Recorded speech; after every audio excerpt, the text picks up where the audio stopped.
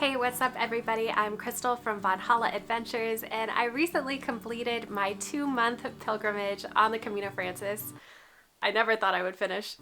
But today I'm going to go over a peek into what the accommodation is like on the Camino Frances, what you get at different price points, and some of the most common questions I get here on the vlog, like how far in advance do I need to book in order to get the bookings I want, or just make sure that I even get a bed, and also how you even go about booking in general. So how you can kind of figure out the stops that you're going to use and your routing process. So basically anything that's relevant to your pilgrimage and lodging. Let's jump right in. So the first question we're going to get into is, how do I book my accommodation? So the answer to this question is also going to deal with a little bit of routing. First and foremost, everybody's going to have a different way to route their Camino. We're all at different fitness levels, and wherever you are at, that's totally okay. The Camino has become quite popular, and there's a lot of common stops every single day where most people stay. These are called stages. So you do not have to stay at these common areas every single night, but they are a good way to look at the day and kind of get an idea of the layout of the Camino and then adjust your itinerary from there. I looked for several weeks to try to figure out, how do I route this thing, because there seems to be so many different routes when you start looking up the Camino de Santiago. So for the Camino Frances, I found the Stingy Nomad blog, which this is not sponsored by them in any way. I don't even know them, but I found their blog to be absolutely helpful. They have PDFs you can download, which will share the elevation gain and loss of every single day within these common stops or stages. And it'll say the typical time that it usually takes to hike. Though I will say, for me personally, I tacked on at least an extra 3 hours. They seem to be very fast walkers. If you're a fast walker, then those times will probably be on point for you. You know, your fitness level isn't exactly gung-ho, this is something new for you. You might want to add on a little bit more length, or just because you want a more leisurely pace of time. So do keep that in mind whenever you're looking up anybody's reference points. At least add on an hour. I would say that's a pretty safe bet. You're also going to see the mileage per day, or the kilometers. So what I use this as a reference. I printed out all the different PDFs and I looked at all that information, and I thought to myself, where am I at in my physical journey, and how fast do I really want to take a day? If I saw a day that was said 8 to 9 hours and it was a difficult level, then I would break that up into 2, possibly even 3 stages. You, of course, can just do it all in one stage. It's really up to you. Booking.com is something I used for, I would say, 98% of my bookings, because I like to see everything in one place. And so I had the booking app that I would just look up every single day or the night before and be able to see all the stops for my entire Camino pilgrimage all at once. I like things to be neat and tidy rather than going, oh no, where am I going that day? And then having to look in my emails to make sure I was confirmed. I found that just a little bit more confusing. Of course, you can do that. You can do it however you want. You might even get a better price if you email back and forth yourself without using booking.com.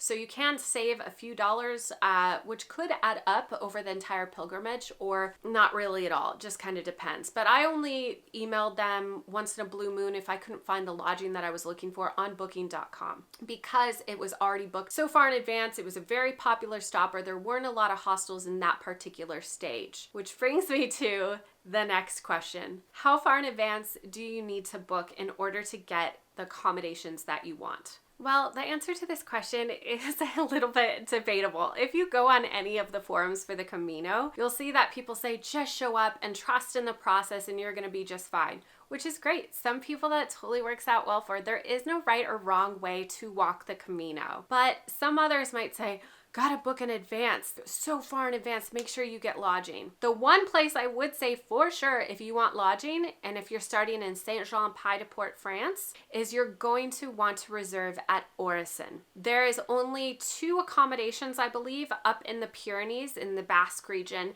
and so if you show up, you're most likely not going to get a bed at Orison. I know some people do, unless you're, of course, you're walking during the winter. That is a completely different time period. I don't really have any advice for walking in the winter, by the way. This is all based on the most popular times to walk, which is spring through fall. I personally liked booking in advance because I did all but one private room, and I just wanted to make sure everything was done and I didn't have to hurry during the day, because some people, what I saw, they were rushing to get a bed every single day because they were worried they weren't going to be able to get a bed at some of these hostels. However, I wanted to have a leisurely walk. I wanted to be able to show up when I wanted to show up and just know I had a bed and I had the accommodation I wanted. So just kind of think about how you are and what your needs are when booking or when not booking. So what I did personally is I booked my first stay in Saint-Jean-Pied-de-Port, and I also made sure that I had Orison booked because I knew that was harder to get a hold of them as well. And I booked those probably 3 months in advance. And then I actually showed up to Saint-Jean-Pied-de-Port and I spent 5 days there by myself booking out the rest of my walk while I was in St. John. And so I started in mid-May, which is a very popular time to start the Camino Frances, and I was just fine. There were a few different stops in May and June that had already been booked out, and I couldn't find any beds in these particular cities or villages or, little tiny towns that I wanted to stay in because there were only 3 or 4 places that offered rooms for pilgrims. So I did run into a couple places like that, but I just rerouted ever so slightly and tacked on or took off an extra few kilometers. I do want to mention that I have a full accommodation list. You can check all that information out in the description below if you want to see the full accommodation list and the price points of every single place I stayed at, so you can get an idea of these accommodations and which ones also offered private rooms, because not everybody will. So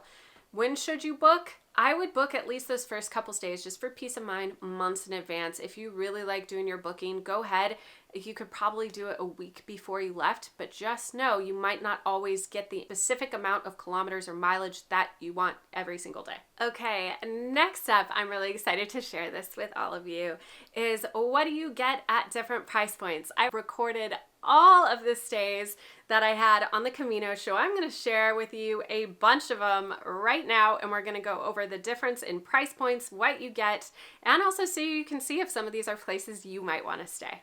Prices range anywhere from free to around $15 for a single bed in a dorm room with communal bathrooms, or generally around $30 to $100 for private rooms, though I would say I generally averaged around $50 for a private room, and these more often than not had a private bathroom, though sometimes I did share the bathroom with others who were staying in the dorms. I found that some places I paid $80 a night for, yet they had nothing more special than other places I paid $45 for.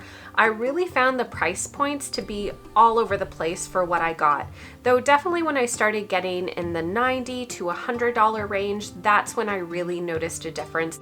To get a better idea of this, I recorded some price comparisons while on the Camino, which I'll share with you now. So today I am staying in Astorga, and this room was about $65 USD, or I think 60 euro is what it came to. So I have, don't mind the mess, but I have one small bed and one full bed, kind of like a queen size. There's a mirror, a nice big closet as you can see, and then I have a view. Really light. See down there, there's a little patio, TV, a couple places to put things. So overall, it's a really nice room. However, I would say this is more on the expensive side because I do not have a private bathroom. So what I have to do is I share the bathroom with only one other room. It has a really nice bathtub, really big shower. This is actually a really, really nice bathroom. There's also a bidet and a regular toilet, and that I would say is definitely one of the nicer bathrooms. However, it isn't a private one, and just for that reason I would say this is definitely more of an expensive stay. However, it is very nice, and breakfast is included, and they are making me a vegan gluten-free meal in the morning. For that, given breakfast usually only runs about 4 to 6 euro, but when they do a custom breakfast, that's also quite nice. Definitely more on the expensive end for this price, but also really nice too. So I showed you the last stay, which was the same amount as this one, so you can kind of get an idea of the difference in pricing. So yesterday's was 60-ish euros, which is about 70 USD. Today was the same price here at Via Avis, and I have this amazing, beautiful room, and I have my own bathroom. But besides that, I'm gonna take you for a walk outside, and you can also see what is included in this price.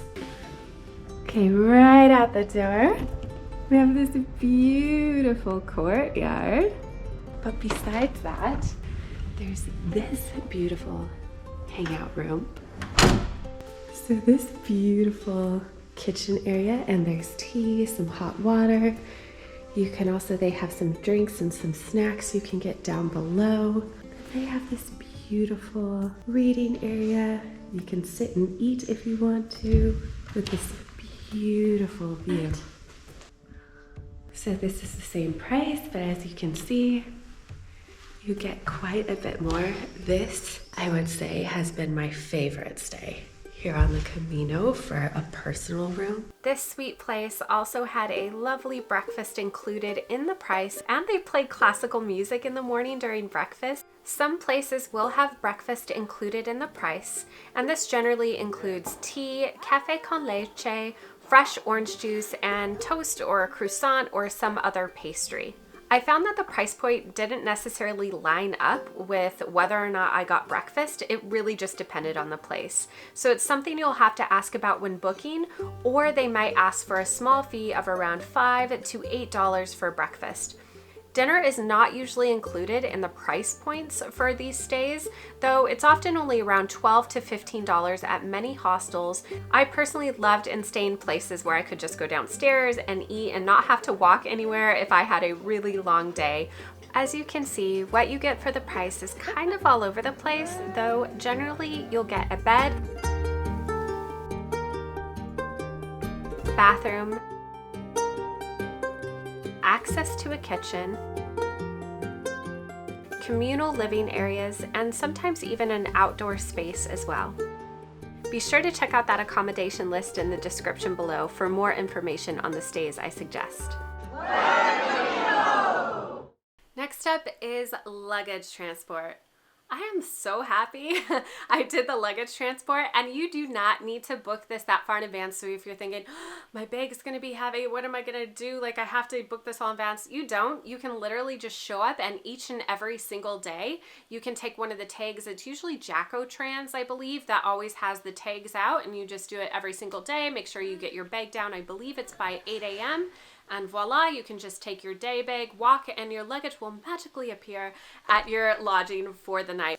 However, I used Pilbio, and I did it all in advance, printed everything out because I had all my accommodation done, put the tag on my bag, and I never had to think about it again. So very happy with Pilbio. I 100% recommend them. They were very responsive. I believe it was $7 a day at the time when I walked, which was 2022. And they were just really nice. So I highly recommend Pilbio, but there's plenty of other luggage transport companies out there, but don't worry, you don't have to do it in advance. I hope this video helps you plan your perfect Camino de Santiago experience and that you have an amazing pilgrimage. If you found this video to be helpful, be sure to hit that like button and subscribe and hit that bell button so you get more notifications on the next treks that I'll be going on, and I'll be sharing more of my preparation videos, kind of what you can look forward to on different Caminos and other treks or adventures around the world. Have a beautiful pilgrimage and buen camino.